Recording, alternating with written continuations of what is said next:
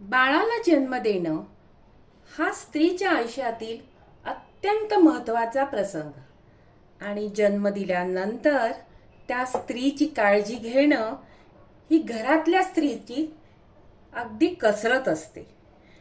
तर अशा वेळेला त्या स्त्रीची काळजी कशी घ्यावी, तिला काय आहार द्यावा, हे आपल्या अगदी पूर्वजांनी लिहून ठेवलेलं आहे.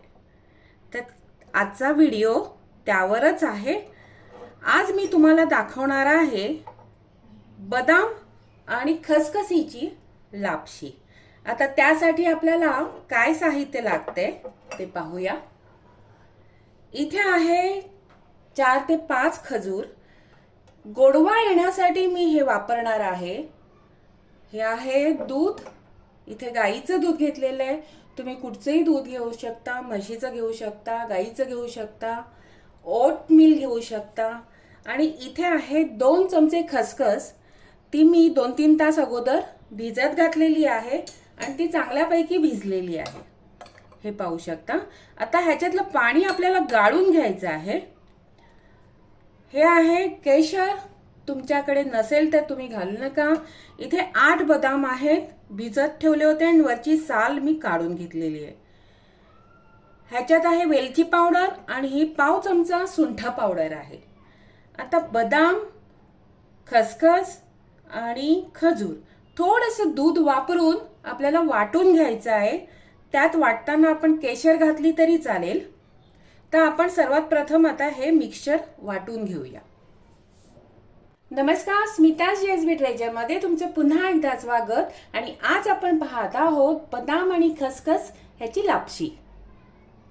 छोट्याशा मिक्सरच्या भांड्यामध्ये मी बदाम, खसखस आणखीन खजूर असं वाटण्यासाठी घेतलेलं आहे. थोडंसं घालूया त्याच्यामध्ये दूध आणि ह्याची एक छानशी पेस्ट बनवून घेऊया. हे वाटताना त्याच्यात सुंठ आणखीन वेलची पावडर टाकली तरी चालते. तर मी ही टाकलेली आहे ह्याच्यामध्ये.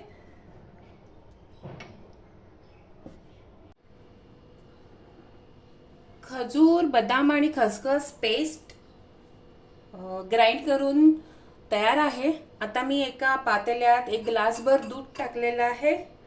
आता त्यात घालूया आपण केशर,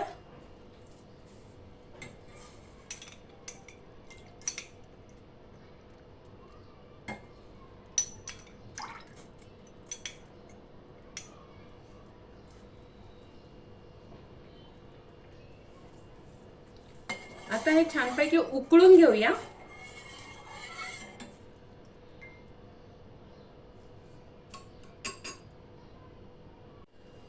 दूध गरम झालेलं आहे. ह्यात घालूया पेस्ट, बदाम, खसखस आणखी खजुराची.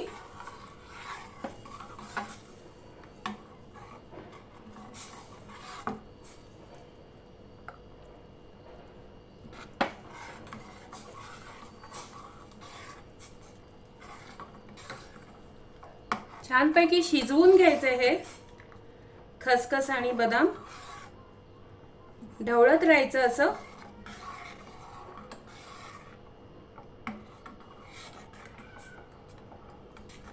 काय वेळेला बदाम असा ग्राइंड होत नाही तरी चालून जातो, तर तसाच दुधात ठेवायचा.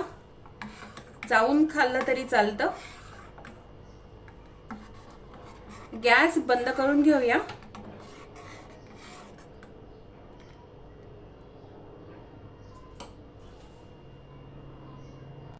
बदाम खसखस लापशी तयार आहे.